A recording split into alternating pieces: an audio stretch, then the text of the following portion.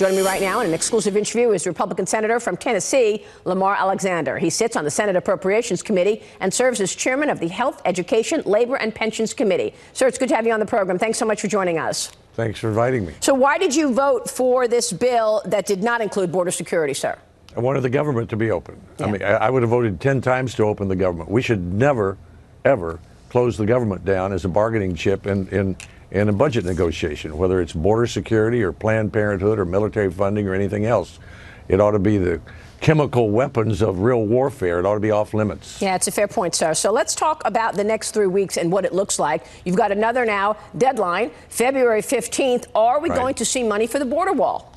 Well, we should. And you know, here's something that's overlooked. The last four presidents, Obama, Clinton, Bush, working with Congress, built 654 miles of physical barrier, that's wall, along our 2,000-mile southern border. That's before President Trump. And so we're looking right now at a graphic, the wall in Nancy Pelosi's state. This is the wall separating Tijuana from San Diego. And this is the wall that has been there and she voted for and knows it's in her own state, and yet she says any more wall is immoral. Yeah, we need to get it out of the Speaker's hands and the public debate and into the hands of members of Congress who have for 20 years known that a comprehensive border security plan includes more personnel, more technology, and more physical barrier. President Trump's asking for about 234 more miles of physical barrier as part of a comprehensive plan. That would not build a wall from shining sea to shining sea, as he said. It would simply do what we've been doing for 20 years. So I'm optimistic that the committee, which just last summer in the Senate approved another $1.6 billion for 65 miles of physical barrier, will be able to come up with a compromise. Well, you are on the Appropriations Committee, sir. What would be the appropriate number to actually come up with the money for a border wall? And we know that on the left, many of your colleagues just want to resist this president. Is that what Nancy Pelosi is doing, given the fact that we know in the past she has voted for border fencing, barriers like the one in her own state we just looked at? Well, that's why we need to get it out of this no-wall fight between the Speaker and the President into the hands of members of Congress who for 20 years have been saying we need more physical barrier, we need more technology, we need more custom agents, we need more border agents.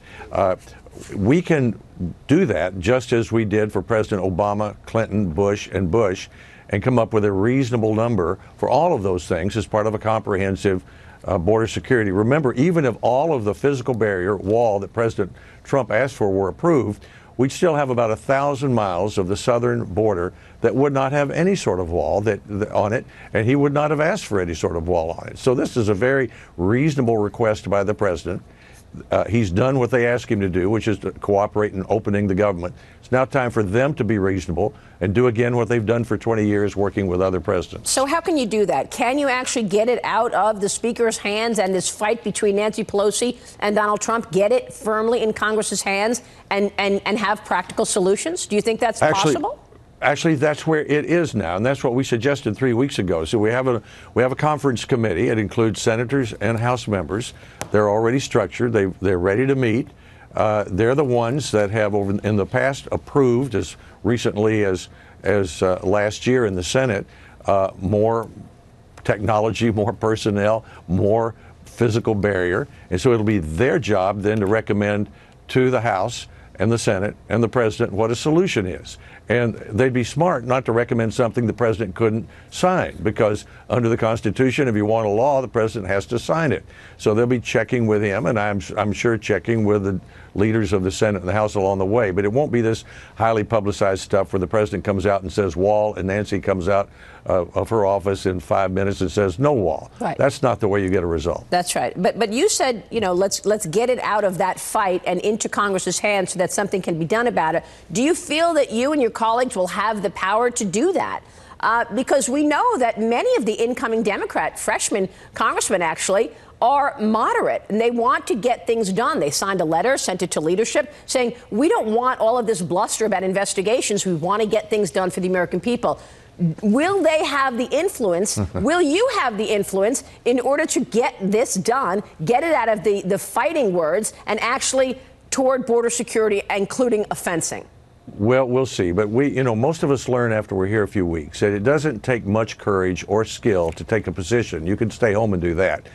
It does take some courage and some skill to get a result. And that's what the members of this conference committee will be trying to do, to get comprehensive border security on the southern border, and where appropriate, more technology, more personnel, and more physical barrier, meaning wall. Well, being on the Appropriations Committee, can you share with us the priorities? What would it cost? What is a practical number? The president is asking for $5.7 billion. The Democrats will push back. What do you think is realistic in terms of the next 3 weeks of negotiation?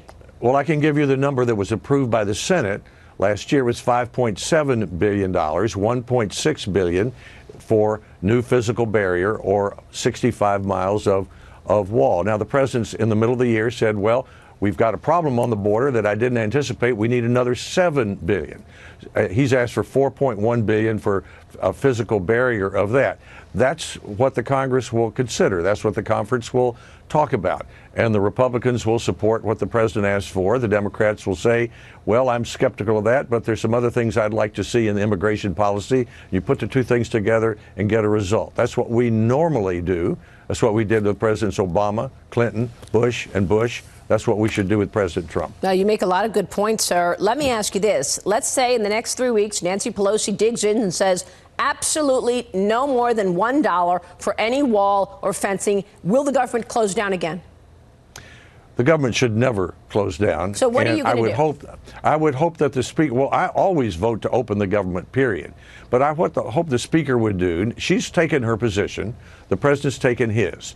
Now step back and let the Congress come up with a result and allow it to happen. I mean, if we can't do it on this, we can't do it on anything. And typically we do this. I've worked on a great many issues like fixing No Child Left Behind, where President Obama said there are 3 things I want in the bill or I won't sign it. I said, okay, Mr. President, I read the Constitution. They'll be in there, but give me some time to work out a bill that Republicans can support with a lot of things that we like that you probably don't like. And so we were able to do that. That's what we do. And the speaker should step back, and the president should too, actually.